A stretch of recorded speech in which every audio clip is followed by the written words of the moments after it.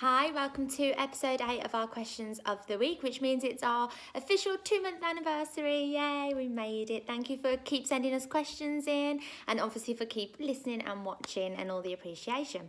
So without any further ado, I am in the all bright room, so our cosy lounge today here at Glenful House, and I'm going to get started with 5 questions that we've had this week. So question 1, what can we do if we're struggling to cut out numbers to fit with the ceremony capacity? So this is a really good question for any wedding venue.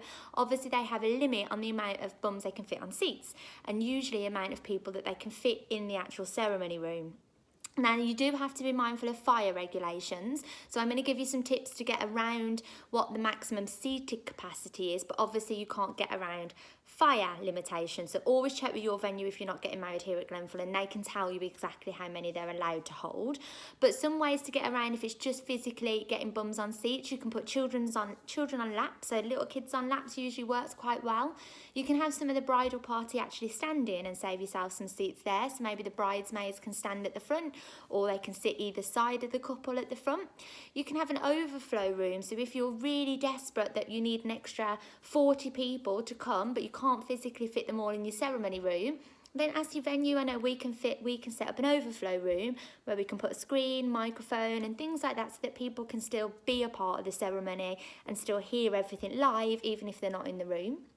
Another option is always to take out the back rows of chairs, so you can have guests sat in rows towards the front up to most of the part of the room, and then actually remove all the chairs at the back. So that's a really good way if your just numbers are over slightly and you don't want to put people in a separate room. Just remove all the chairs at the back of the ceremony setup. And then finally, you can always just rent completely different chairs. So for example, chairs themselves are bigger than benches, so you may be able to get 5-6 people on one bench, whereas that may be not the same case if you had 5 or 6 chairs in a row. So a few different options there for you. You know, it's entirely up to yourselves, and I would always say maybe another option is just don't invite as many people. I know that sounds really difficult to do, but there's other ways around that. So if you can only have, say, 60 people in your ceremony, invite the 60 people, invite those really close families, say, for example, and then get your guests here straight after the ceremony to join you for the rest of the day.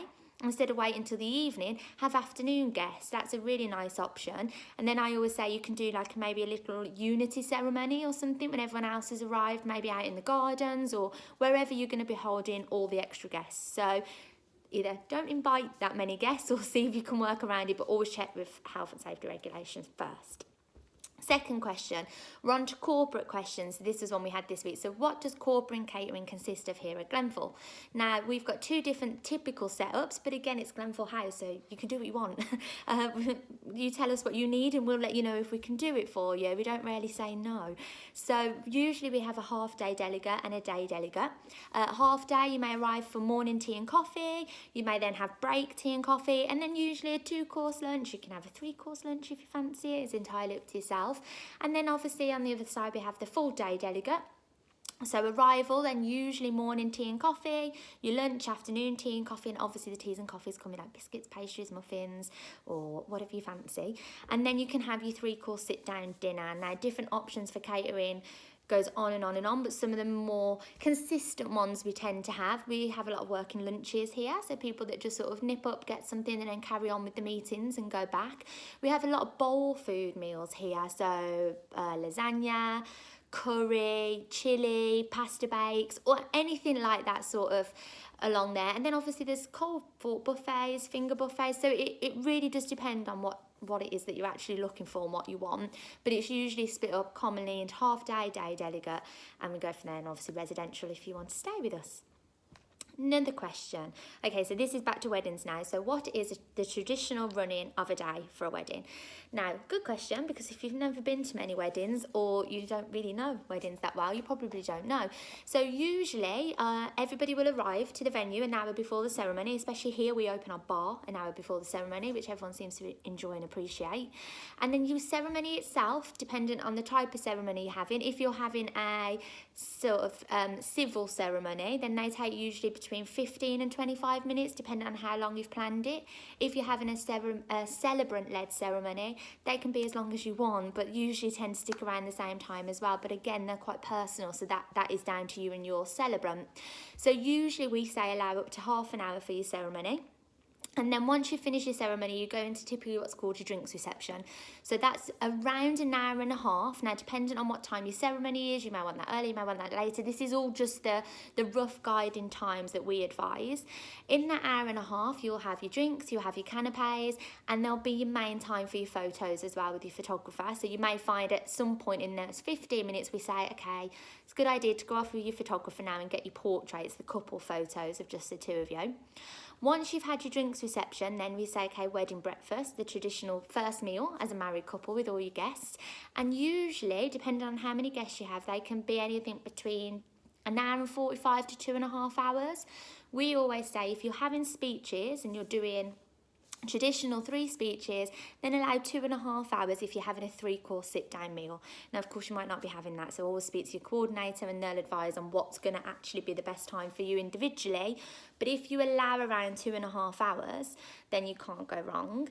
And then the bit that everyone tends to kind of miss out or forget about because you don't know is there may be then some sort of evening room turnaround. So for example, if you're having your sit down meal where you're also going to be having your party, then you need at least an hour out of that room. And depending on what time that is, it's usually a nice time for guests to check into their bedrooms, for guests to go to the bar, anybody who wants to freshen up or anything like that. So there's usually then about 45 minutes at least until you tell your evening guests to arrive. So say you finished at your wedding breakfast at 6:30, we would say, okay, around 7:15, get your evening guests arriving, and then 7:30 if you can have it a traditional first dance. Then of course you're not quite finished because at some point you might want to bring out some evening food. Again, there's no right or wrong time for that. It all depends on when you finished your wedding breakfast, how hungry your guests are going to be, but usually around 8:30, 9 is a nice time to go for it. And then obviously you finish. So that's a very typical traditional running order of a wedding day, not including all the getting ready and the hair, the makeup and everything like that, just actually what happens when you're at your venues. Obviously if you're at different venues, you've got to factor in transport, so it all varies, but they're your rough sort of timings and where we'd advise you leave the time for. Question number 4, can we display our own messages on the magic mirror? So if you're not familiar with Glenful, you don't know what our magic mirror is. So basically our very clever owner Dave and Diane have built what we like to call our magic mirror. So it's actually a TV behind a mirror. So you look in it and you can see yourself, you can do your hair, your makeup, it's brilliant. It's just as you walk in the door, if you want to have a little freshen up, it's really good. But then you can also operate it as if you're operating a TV. So you can put video on there, you can put photos on there. And then on top of that, you can put messages on there as well. So we always like to do a welcome message, and we also use it to display the legal notices required for any civil ceremonies here. So yeah, you can pop whatever you want on there, as long as it's not in the times where we need it to display any legal sort of notices. So some things that work really nice on the magic mirror is if you have a photographer who's with you all day, and sometimes they may be able to display some of your photos from the day for your evening guests to see. So that looks really nice because obviously it's right in the entrance where they're arriving. We've had embarrassing baby photos. We've had nice messages from friends and family that maybe the best man or the chief bridesmaid have collated, good luck wedding wishes. So yeah, you can pop whatever you want on there, and of course it just operates as a normal TV, but it looks super jazzy if you've not seen it. In fact, what we'll do is we'll post a picture, we'll put one on social media this afternoon so you can see what it looks like, because it's cool. And our last question, and I'm coming in at 8:40, so this might be another good 10-minute one. It won't, it's a really short question. Do we have our own reserve signs? Now you're probably thinking, why would I need reserve signs? But again, if you're not familiar with weddings, usually during a ceremony, you may want to keep some seats at the front for important people. For example, if the bride is being walked down the aisle, if there's bridesmaids, if there's page boys, if there's anybody who's going to be sat after the main group of people have gone in, then you may want to pop some reserve signs out. Now you can make these yourself to match the stationery, the theme of your wedding, or we do have our own. You'll either love them or you'll hate them, because we love them, but we're dog people and we just think they're super cute, but they're our dogs. So yes, we have them, and yes, you can use them, but we're not offended if you think they're absolutely bonkers.